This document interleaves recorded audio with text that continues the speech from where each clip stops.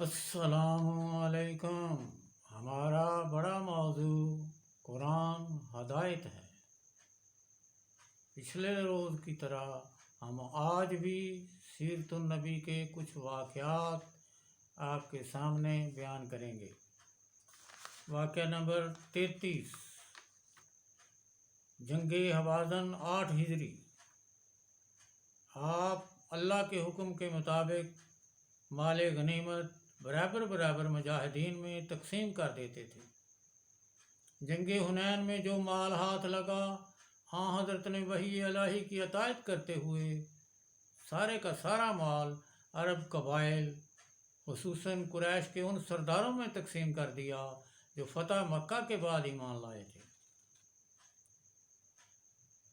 قرآن نے انہیں مؤلفۃ القلوب کہا تاکہ ان لوگوں کے دل اسلام پر مضبوط ہو جائیں۔ یہ طلقاء کا طبقہ تھا، انصار کو کچھ نہ ملا۔ اس پر انصار صحابہ نے بدگمانی کی کہ آپ اپنی قوم سے مل گئے ہیں۔ انصار نے کہا کہ تمام انصار کا یہی خیال ہے۔ حضرت نے انصار صحابہ کو ایک احاطے میں جمع کیا، فرمایا، اے گروہ انصار، تمہارے دلوں میں یہ غصہ کیسا ہے؟ کیا میں تمہارے پاس اس حالت میں نہ آیا تھا کہ تم گمراہ تھے؟ اللہ نے میری وجہ سے تم کو ہدایت دی۔ تم مفلس تھے، تم کو غنی کر دیا، تم ایک دوسرے کے دشمن تھے، اللہ نے تمہارے دلوں کو میرے سبب جوڑ دیا۔ آپ نے ایسی اور بہت سی باتیں کیں، پھر خود ہی انصار کی طرف سے سوال و جواب فرمائے۔ پھر فرمایا، کیا تم اس بات سے راضی نہیں کہ لوگ مال و دولت گھروں کو لے کر جائیں، مگر تم اللہ کے رسول کو لے کر گھروں کو لوٹو؟ ایسی اور باتیں بھی کیں۔ انصار صحابہ نے اب اپنے سروں کو جھکا دیا اور خوش ہو گئے۔ تاریخ طبری جلد اول باب 16، سیرت ابن ہشام جلد دوم باب 156۔ واقعہ نمبر 34، سورہ برائت کی تبلیغ 9 ہجری۔ اس سال حج کے انتظامات کے لیے رسول خدا نے حضرت ابو بکر کو مکہ بھیجا۔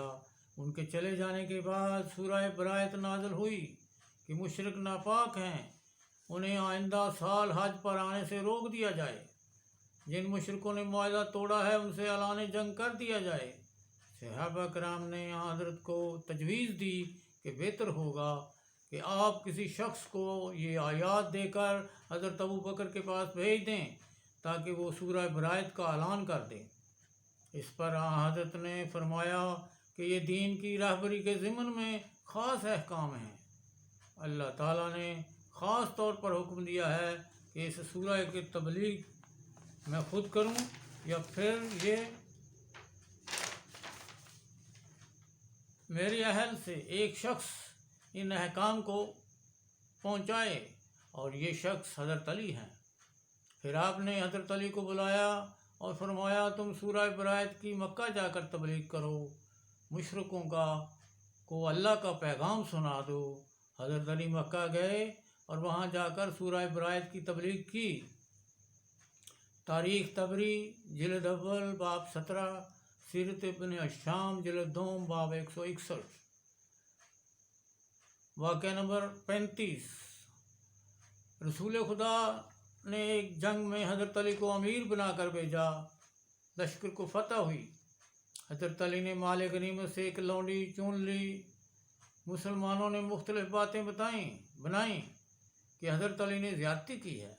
پھر 4 مسلمان سپاہی اس بات پر تیار ہو گئے کہ واپسی پر وہ حضرت علی کی رسول خدا سے شکایت کریں گے کہ حضرت علی نے ایسا کیا ہے۔ مدینہ واپسی پر چاروں نے باری باری حضرت علی کی حضور سے شکایت کی، لیکن آپ نے ہر ایک کی بات سن کر منہ دوسری طرف پھیر لیا۔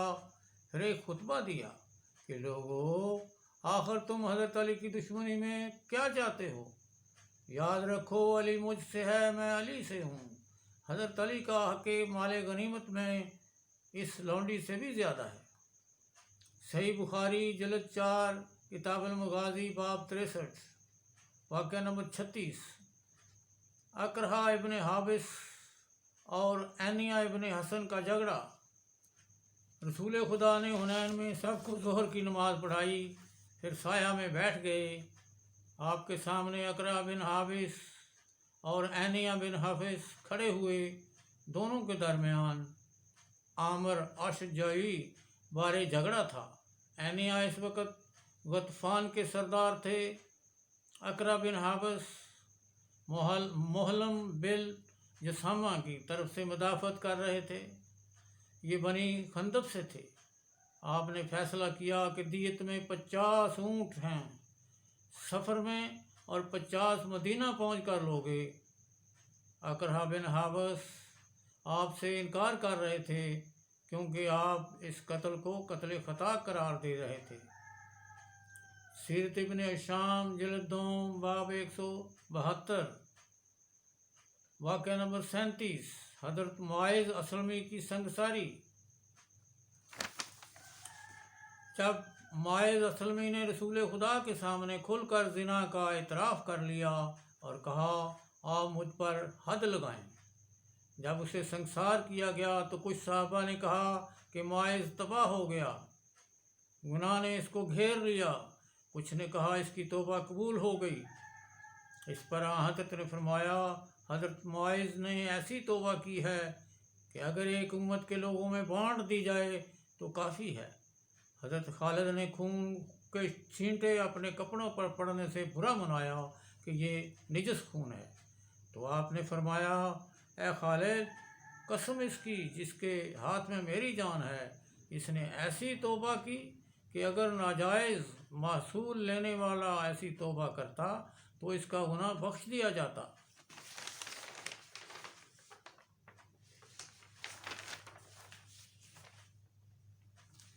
واقعہ نمبر 38 جب بنی تمیم نے اسلام قبول کر لیا تو اس کے کچھ نمائندے حضرت کے پاس مدینہ میں آئے۔ آپ سے درخواست کی کہ کسی کو ہم میں سے سردار مقرر کر دیں۔ اکابر صحابہ موجود تھے۔ حضرت ابوبکر نے کہا قعقاع بن معبد بن زرارہ کو سردار بنایا جائے۔ اس پر حضرت عمر نے عرض کی نہیں، آپ اقرا بن عابس کو سردار مقرر کریں۔ حضرت ابوبکر نے غصے سے کہا اے عمر، تم میری مخالفت کرتے ہو، ایسا مت کہو۔ حضرت عمر نے جلدی سے کہا میرا مطلب آپ کی مخالفت نہیں بلکہ اقرا بن عابس بہتر ہیں۔ پھر اس پر بس نہ ہوئی، دونوں میں تکرار ہونے لگی۔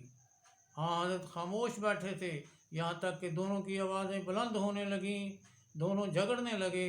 رسول خدا نے فرمایا مجھ پر سورہ حجرات کی ایک آیت تم دونوں بارے نازل ہوئی ہے، اے ایماندارو تم اپنی آواز رسول کی آواز سے بلند نہ کیا کرو، اور جس طرح تم ایک دوسرے سے زور زور سے اونچی آواز میں بولا کرتے ہو، رسول خدا کے سامنے زور سے نہ بولا کرو، اور ایسا نہ ہو کہ تمہارا کیا کرایا یعنی اعمال صالح سب اکارت بے سود ہو جائیں اور تم کو خبر بھی نہ ہو۔ سورہ حجرات آیت نمبر 2۔ صحیح بخاری کتاب التفسیر، صحیح مسلم کتاب التفسیر۔ انشاءاللہ ہم اس کے بعد بھی کچھ واقعات آپ کی خدمت میں پیش کریں گے۔